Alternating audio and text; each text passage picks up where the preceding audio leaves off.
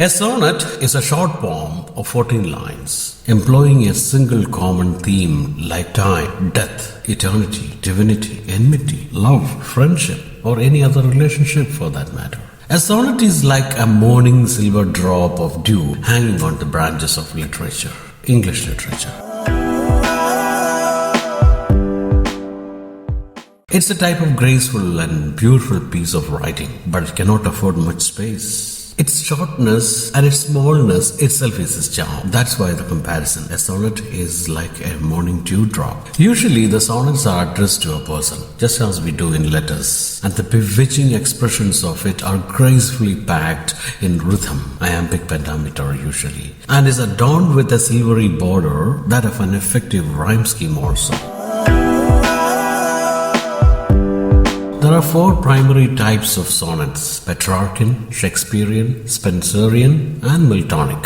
These different types are named after those great poets who composed their sonnets originally in their own designs with their own signatures. Among these four types, let us pick up the Shakespearean sonnet.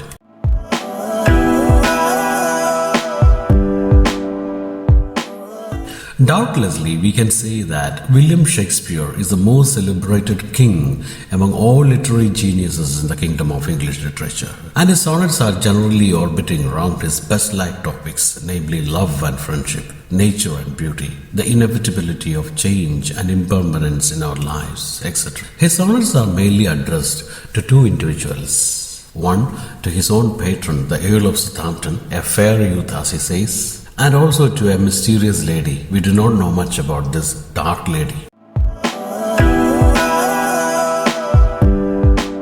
Let's now talk about the stanzaic pattern of Shakespearean sonnet. The 14 lines in a Shakespearean sonnet are divided into 3 quatrains. Quatrains means a set of 4 lines, making it 12 lines altogether. 4 into 3, 12 lines. And the concluding stanza, which is a couplet, it contains 2 lines. In the first 3 quatrains, the poet introduces a problem and establishes a theme, and then he resolves the problem and concludes everything in the last 2 lines, the couplet.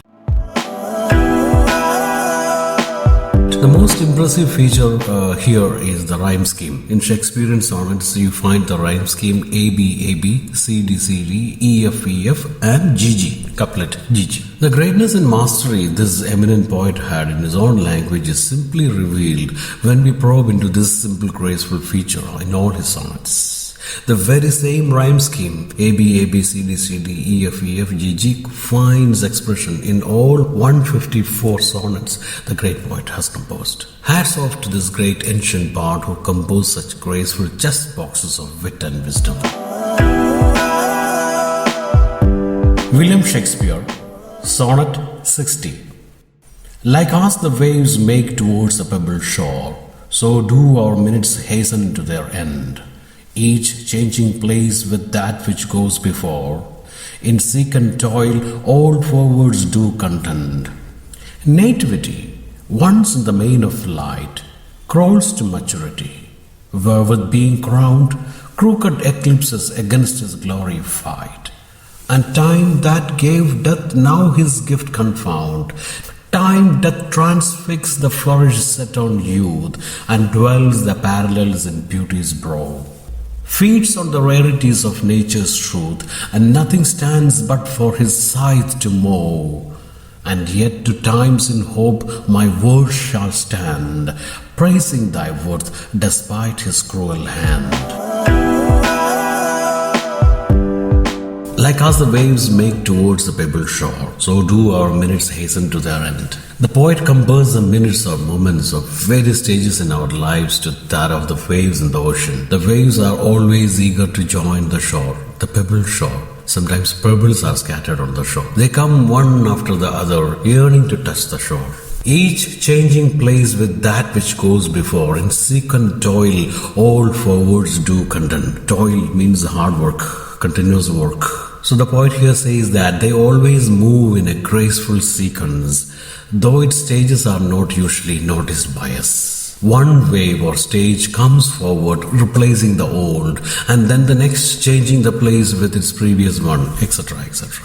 The comparison is so apt here that we ponder over its appropriateness. Each wave in the ocean is found largely significant when it strikes. But how do they disappear? We do not even notice. Because the next wave thrust onto the shore with all its power and importance, and then we tend to forget the former.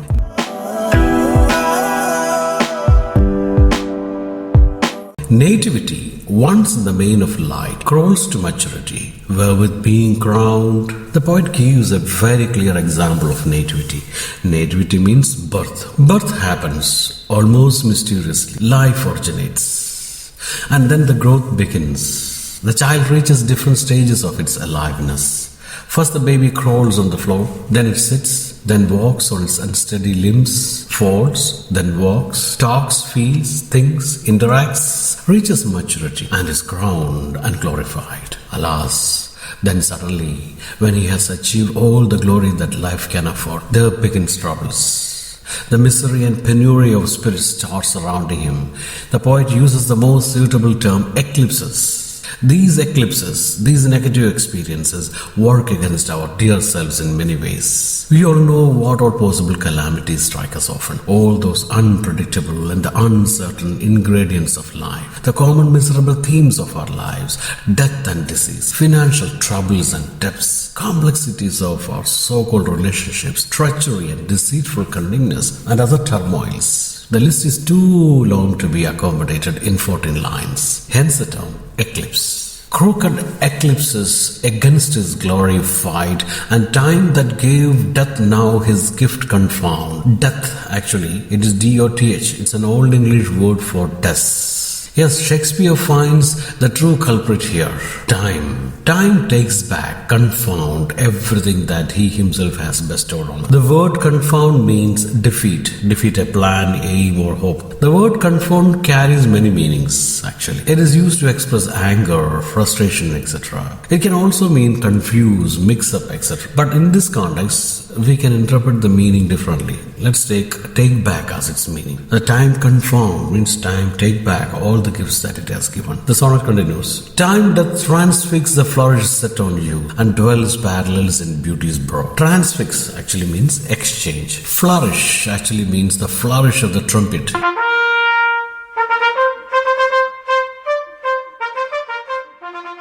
The strong and loud sound of a trumpet. Here the youthfulness, the idea, the concept of youthfulness is stressed. Its strength, vigor and power. Time even destroys that. And dwells, it means digs. Dwells means digs and excavate, etc. Parallel here means parallel lines or wrinkles on the skin or the face. Brow actually here refers to eyebrows or the forehead. Thus, time creates wrinkles on our faces, replacing the power, beauty and grace of our younger days.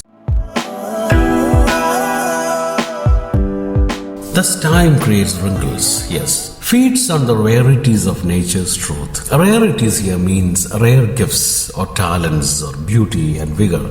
Like a monster, time feeds on all those rarities bestowed on us by nature. The word truth can easily rhyme with youth, so there seems to be a linguistic struggle by the poet, which might have been the clear-cut reason for this ambiguity in the line. However, we can also equate truth with reality. The next line, and nothing stands but for his scythe to mow. Time here becomes a farmer with a scythe, ready to mow his green shrubs or stems of plants. He mercilessly cuts all those mature plants, and then those tall plants cannot stand anymore. Nothing stands after they get cut, meaning all will surrender before the knife of time or death. And remember, death is yet another name for time. When we say somebody is dead, it only means that his time is over. And yet, to times in hope my words shall stand, praising thy worth despite his cruel hand.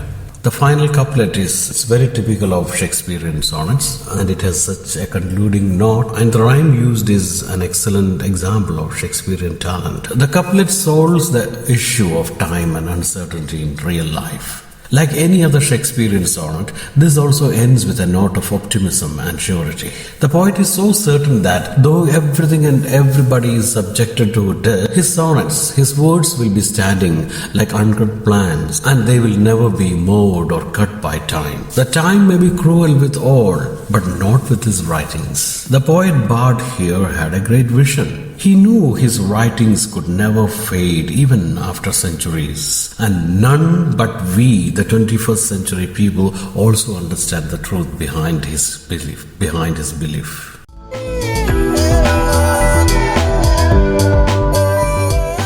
Some figures of speech used in the poem. The main figures found here are alliteration, which means a repetition of similar consonant sounds at the beginning of multiple words. It can be found in these lines. This is a perfect tool, adding to the musicality. The next figure that is used is personification. It occurs when a poet imbues a non-human creature or object with human characteristics. Time is here compared to a person with a scythe, who cuts and nothing stands before him once he reaches the field. The third figure that is used here can be identified as enjambment. Enjambment occurs when a line is cut off before its natural stopping point. It's a transition or a continuation between lines.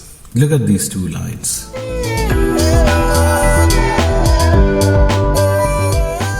The next figure that is used is pun. Pun means a wordplay. Shakespeare's most favorite figure, the fatal Cleopatra for which he lost his whole kingdom, as per Samuel Johnson the great critic. There is a small pun in the second line of this poem. He says, "Our minutes." O-U-R-our can also be read as H-O-U-R-R. Okay, that's it. We have not included all the vital ingredients of this sonnet in our analysis. Still, I hope this my effort to share a spoonful of curry to taste may help, and also hope that it shall stand the test of time despite his cruel hand.